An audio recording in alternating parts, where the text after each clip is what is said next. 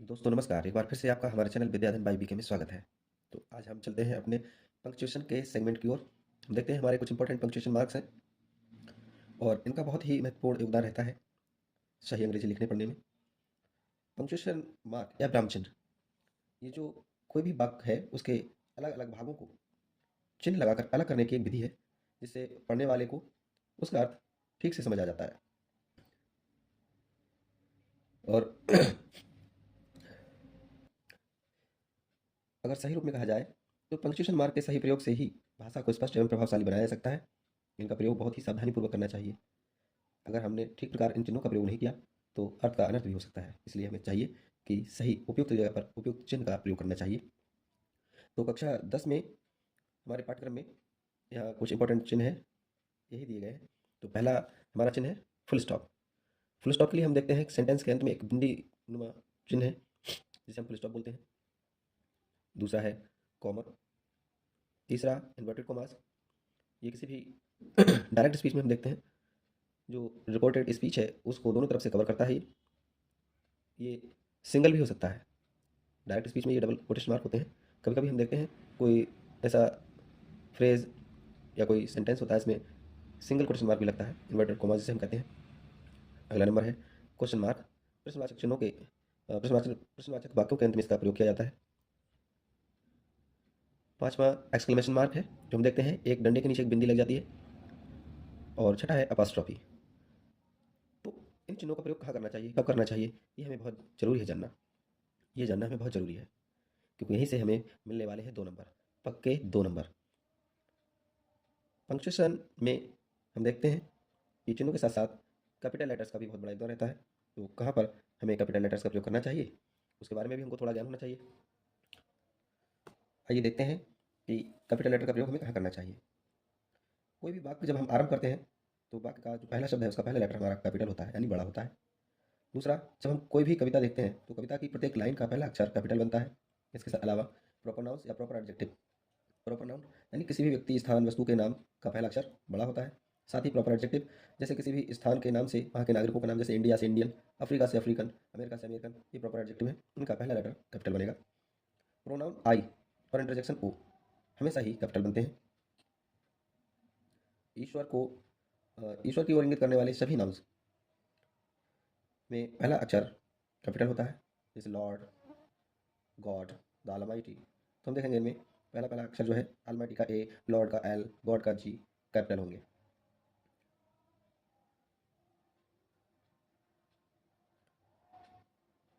Quotation के पहले शब्द का प्रथम अक्षर, कोटेशन यानी इन्वर्टेड कॉमा के पहले शब्द का पहला अक्षर भी कैपिटल ही बनता है। और जितने भी हमारे महीनों के नाम हैं, दिनों के नाम हैं, इन सभी में पहला अक्षर हमको कैपिटल बनाना चाहिए। किसी भी किताब का कोई भी टाइटल हो, नाम हो किताब का, तो हम उसके पहले लेटर को हम कैपिटल बनाते हैं। जो भी हमारी बहुत ही इंपॉर्टेंट हिस्टोरिकल इवेंट्स रही हैं, ऐतिहासिक घटनाएं जो रही हैं, उनके पहले भी हमारा जो पहला लेटर है वो कैपिटल बनता है।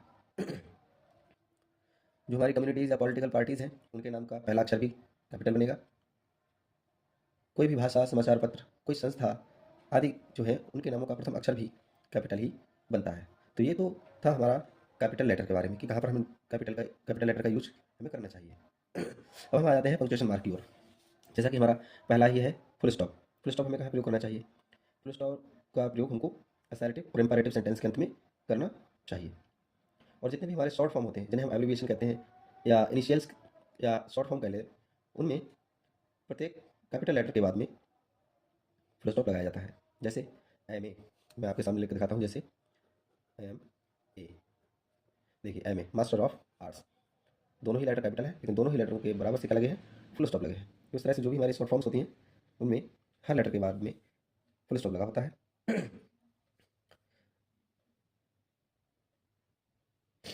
अब बात करते हैं कॉमा। कॉमा का यूज़ हम कहाँ करते हैं? देखिए, कॉमा का प्रयोग भी हम बहुत सारी स्थितियों में करेंगे। जैसे कि हम बात करते हैं कोई नॉमिनेटिव ऑफ एड्रेस हो, यानी संबोधन कारक हो। जैसे हम किसी को नाम लेकर पुकारते हो, जैसे हमने कहा सतीश यहाँ आओ, तो कहते हैं सतीश, फिर हम कॉमा लगाएंगे और बाद में बोलेंगे कम यार। तो जब हम नॉमिनेटिव केस या संबोधन कारक का यूज़ करेंगे, तब हम कॉमा का यूज़ करेंगे। किसी को कुछ बोलेंगे, हम कहेंगे सिट डाउन बॉयज़, तो सिट डाउन के बाद हमको कॉमा लगाना होगा। उसके बाद बॉयज़ हमने कहा, ये हमारा संबोधन कारक में था, नॉमिनेटिव केस में था। सॉरी नॉमिनेटिव ऑफ एड्रेस में था। एक ही पार्ट ऑफ स्पीच के शब्दों को अलग करने के लिए भी हम कॉमा का यूज़ करते हैं। जैसे राम, मोहन, श्याम, घनश्याम, तो हम हर नाम के साथ कॉमा लगाएंगे, राम कॉमा श्याम कॉमा घनश्याम, इस तरह से। केस इन अपोजिशन को अलग करने के लिए भी हम कॉमा का यूज़ करते हैं। जैसे मैंने कहा Narendra Modi the prime minister of India the powerful leader, तो हम देखेंगे कि ओके ठीक है, ऐसे समझ में शायद बोलने से दिक्कत होती हो, मैं नोट करके दिखाता हूँ। कोई ये नरेंद्र मोदी ही लिख लेते हैं, चलिए नरेंद्र मोदी।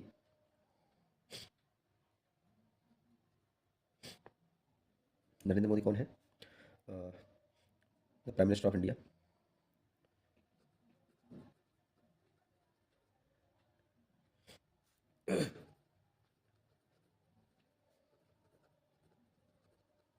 कॉमा लग गया। Prime minister of India is a powerful leader, is a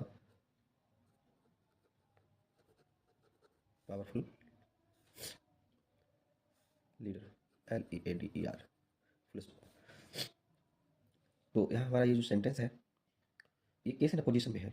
हम जिस व्यक्ति की बात कर रहे हैं उस व्यक्ति का नाम, किस पोस्ट पे है, कौन है वो, ये उसके बारे में बताया है, फिर वो इस समय कैसी स्थिति में है। नरेंद्र मोदी जो कि भारत के प्रधानमंत्री हैं, इज अ पावरफुल लीडर, एक पावरफुल लीडर है। नॉमिनेटिव एब्सोल्यूट के बाद भी हम इसका यूज़ करते हैं। जैसे हमने कहा God willing, God willing we shall meet again, we shall meet again. तो यहाँ पर जो गॉड विलिंग है कॉमा लगा है यहाँ पे, ये नॉमिनेटिव एब्सोल्यूट में है कि ईश्वर की इच्छा है, वी शैल मीट अगेन, हम फिर मिलेंगे। सॉरी दिख नहीं रहा था, ठीक है अब देखिए, God willing we shall not meet again. God willing ईश्वर की इच्छा होगी, ईश्वर की इच्छा रही तो वी शैल मीट अगेन, हम फिर मिलेंगे। तो यहाँ गॉड विलिंग जो है वो नॉमिनेटिव एब्सोल्यूट में है। इसके अलावा ऐड तथा और से जोड़े गए पेयर्स को अलग करने के लिए भी कॉमा का यूज़ हम करते हैं। इसके अलावा इनिशियल एडवर्ब्स के बाद, यानी जब मैं पूरे वाक्य को मॉडिफाई करता हूँ, जैसे हम कहें surely Sachin Tendulkar is a God, Sachin Tendulkar is a good human being. Surely निश्चित रूप से Sachin Tendulkar is a good human being, Sachin Tendulkar एक अच्छे व्यक्ति हैं।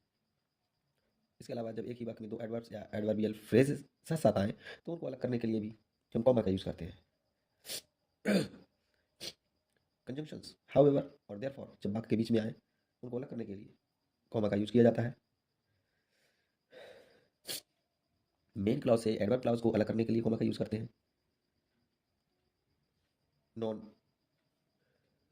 Definite non defining relative clause को अलग करने के लिए, जैसे Shahjahan who was a great Mughal emperor build the Taj. Reported speech के रिपोर्टिंग वर्ब में, रिपोर्टिंग स्पीच को रिपोर्टिंग वर्ब से अलग करने के लिए कॉमा का यूज़ करते हैं। जैसे ही साइड कॉमा लगाते हैं, इसके बाद में हमने इन्वर्टेड कॉमा के अंदर जो हम रिपोर्टेड स्पीच लिखेंगे, जैसे वी आर फ्रेंड्स, तो जो ही साइड जो रिपोर्टेड क्लाउज है उससे के साथ कॉमा की यूज़ करते हैं। यस तथा नो के बाद भी हमको कॉमा लगाना होता है। जैसे यस आई डू, हाँ मैं कर सकता हूँ, तो यस। नो आई डोंट, मैं नहीं कर सकता, तो नो।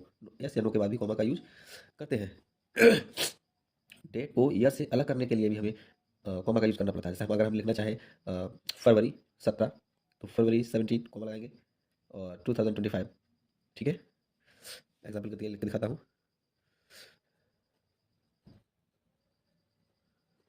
फरवरी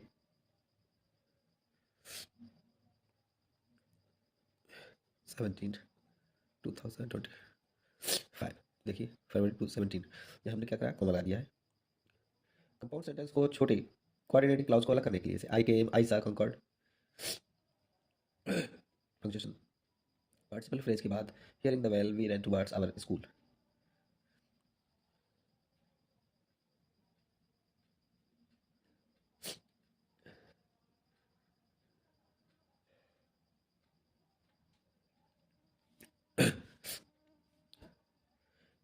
अब आते हैं इन्वर्टेड कॉमास की तरफ। इन्वर्टेड कॉमा का प्रयोग भी देखिए हम कहाँ कहाँ करेंगे। सबसे पहले तो हम डायरेक्ट स्पीच में रिपोर्टेड स्पीच को इन्वर्टेड कॉमा में रखते हैं, ठीक है। रिपोर्टेड स्पीच को कहाँ रखते हैं, इन्वर्टेड कॉमा में रखते हैं। इसके अलावा कोटेशन विद इन कोटेशन के लिए, जैसे the saint said we must remember beauty of mind is the real beauty.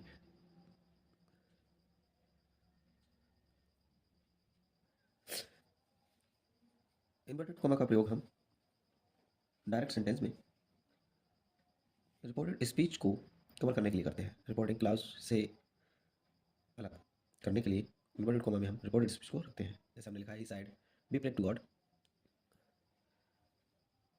यहाँ बी प्रे टू गॉड ये रिपोर्टेड स्पीच है जो कि इन्वर्टेड कॉमा में बंद है।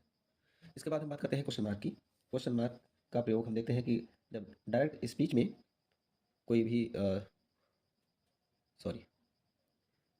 क्वेश्चन मार्क का प्रयोग हम किसी भी प्रश्न सूचक शब्द में करते हैं। जब हम किसी से भी प्रश्न पूछने का काम करते हैं तो हम उस सेंटेंस के अंत में प्रश्नवाचक चिन्ह यानी क्वेश्चन मार्क का यूज करते हैं।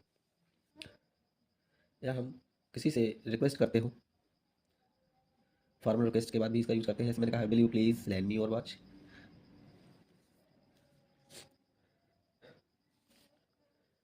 क्वेश्चन मार्क का प्रयोग इंटरोगेटिव सेंटेंस के अंत में किया जाता है। इंटरोगेटिव सेंटेंस दो टाइप के होते हैं, एक डब्ल्यू एस टाइप और एक एस नो टाइप। जिन सेंटेंस में हेल्पिंग वर्ब पहले दी जाती है उन्हें हम एस नो टाइप या हेल्पिंग वर्ब टाइप बोलते हैं, जिनके अंत में हमें क्वेश्चन मार्क लगाना होता है। और यदि किसी भी सेंटेंस के बीच में कोई प्रश्नवाचक शब्द पूछा जाता है, कहा जाता है, तो भी हम उन्हें डब्ल्यू एस टाइप सेंटेंस बोलते हैं और उनके अंत में हम क्वेश्चन मार्क लगाते हैं। अब बात करते हैं हम एक्सक्लेमेशन मार्क। तो एक्सक्लेमेशन मार्क का प्रयोग हम एक्सक्लेमेटरी सेंटेंसेस में करते हैं। इंटरजेक्शन के बाद हमको इस चिन्ह का प्रयोग करना होता है। और इंटरजेक्शन क्या है? इंटरजेक्शन जो हमारे मन के भावों को व्यक्त करे, ऐसे शब्द अचानक से होने वाली घटनाओं के बाद जो हमारे मुंह से निकलती है जो शब्द, वो इंटरजेक्शन कहलाते हैं। जैसे हुर्रा, खुशी के लिए हम हुर्रा का यूज़ करते हैं, दुख के लिए हम एलाश का यूज़ करते हैं। तो इन शब्दों के बाद देखिए यहाँ लिख के दिखाता हूँ मैं आपको, हुर्रा, हुर्रा, ये लग गया आपका mark of exclamation, exclamation mark लग गया आपका। ठीक है, तो ये हुर्रा खुशी के लिए यूज़ किया जाता है, एलाश ALIS को मार्क लग गया, दुख के लिए यूज़ किया जाता है। तो एक्सक्लेमेशन मार्क का यूज ऐसे स्थान पर किया जाता है, इंटरजेक्शन का प्रयोग होता है। कुछ प्रेयर्स के बाद भी हमको इनका यूज़ करना होता है। जैसे मे यू लिव लॉन्ग, हमने कह दिया आपसे मे यू लिव लॉन्ग। ठीक, यहाँ जगह में थोड़ा यहाँ नोट कर दिखाते हैं, मे यू लिव लॉन्ग, आप दीर्घायु हो, मार्क ऑफ एक्सक्लेमेशन यूज कर लिया। अब हम बात करते हैं अपस्ट्रॉफी का यूज कहाँ किया जाता है। अपस्ट्रॉफी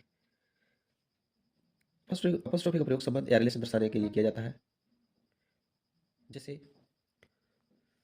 अपस्ट्रॉफी के चिन्ह का प्रयोग संबंध या रिलेशन दर्शाने के लिए किया जाता है। जैसे मैं कहूँ हॉस्टल, GIRLS, गर्ल्स, कोमा लग जाएगा, यानी कोमा नहीं कह सकते इसे हम, इसे हम बोलेंगे अपस्ट्रॉफी, गर्ल्स हॉस्टल, हॉस्टल। यहाँ एस के बाद अपस्ट्रॉफी का चिन्ह लगाया गया है क्योंकि यहाँ लड़कियों का हॉस्टल, यानी कि जो हमारा पहला शब्द है वो प्लूरल है, इसलिए यहाँ ऐसे लगाया गया है। अगर कोई सिंगुलर शब्द होता तो हम पहले अपस्ट्रॉफी का चिन्ह लगाते, यानी ये, उसके बाद एस का यूज करते।